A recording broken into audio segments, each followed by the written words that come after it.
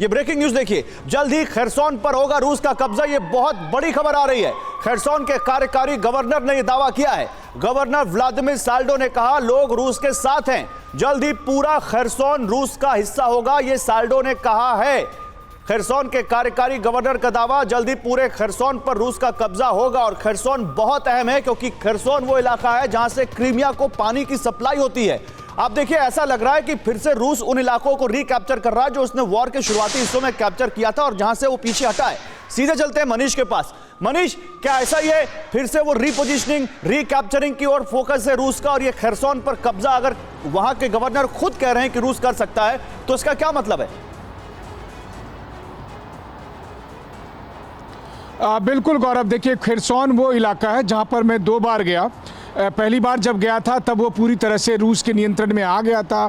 तब मैं खरसोन के डिप्टी गवर्नर किरिल से भी मिला। हालांकि बाद में यूक्रेनी हमले में वो मारे गए। फ्रीडम ऐप से सीखकर क्या आप रेशम के धागे के गहने बनाते हैं? तो आप अपने रेशम के धागे के गहनों को 1 करोड़ फ्रीडम ऐप के जो ग्राहक हैं उन्हें बिना किसी खर्चे के आप उसे बेच सकते हैं। और दूसरी बार जब मैं गया तो रूस की सेना वहां से पीछे हट रही थी और उस वक्त भी हम लोग जब वहां पर पहुंचे थे।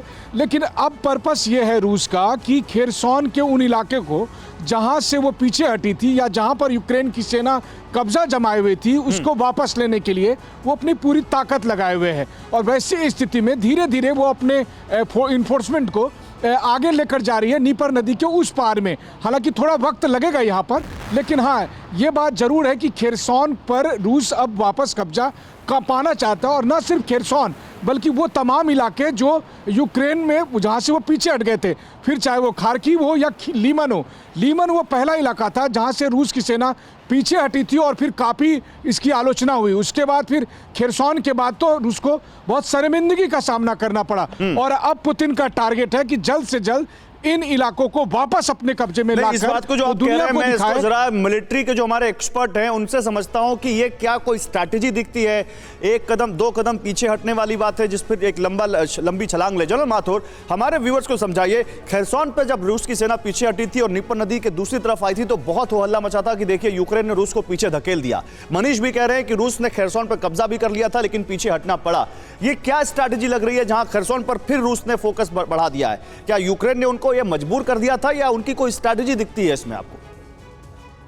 गौरव, ये मैं शुरू से कहता चला आ रहा हूं कि ये हमेशा से जो थोड़ा उन्होंने पीछे अपने आप को हटाया था वो एक बहुत बड़ी स्ट्रेटेजी का हिस्सा था। देखिए क्या किस तरह से आर्मी लड़ाइयां लड़ती हैं गौरव।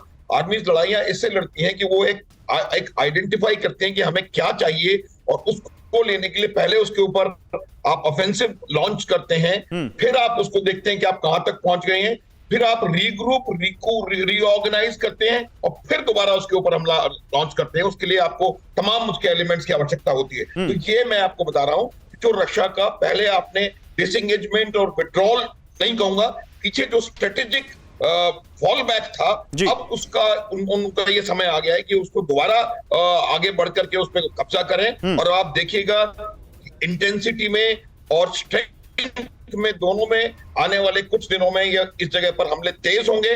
और मुझे लगता है कि कुछ समय में खरसोन शहर दोबारा उनके पास आ जाएगा। इसका एक बहुत कारण जो होता है इस प्रकार के रीग्रुपिंग और मैं आता हूं सर आपसे इस रीग्रुपिंग के बारे में आगे और बात करेंगे। फ्रीडम ऐप से सीखकर क्या आप रेशम के धागे के गहने बनाते हैं? तो आप अपने रेशम के धागे के गहनों को 1 करोड़ फ्रीडम ऐप के जो ग्राहक हैं उन्हें बिना किसी खर्चे के आप उसे बेच सकते हैं।